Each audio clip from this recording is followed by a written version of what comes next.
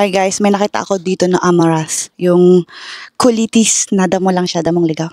It's here. So kukuha tayo para may pang ulam, dagdag ulam din. Yeah, this one it's healthy superfood.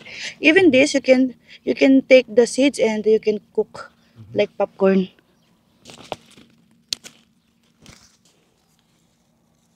Nakatikim na rin ako nito dati, ang sarap nito. Look. It's so delicious. From here. Sobrang lulusog nila kasi malapit sa compost.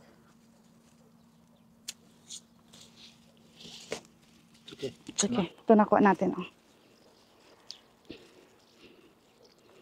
Pang ulam na. Okay. Yes.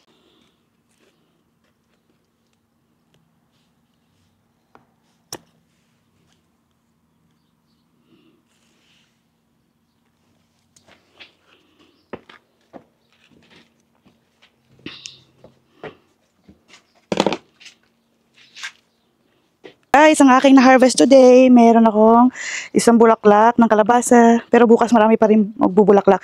Tapos, in-harvest ko na rin tong string beans kasi may mga tutubo pang mga maliliit. At ito yung mga nauna na nakukuha niya yung nutrients ng mga susunod sa kanya. So, kinuha ko na muna. Tapos, itong may mga pechay din akong hinarvest. Tapos, dahon ng kamote and itong kulitis. Yan, magluluto ako ngayon ng isda at ito ang isasahog ko.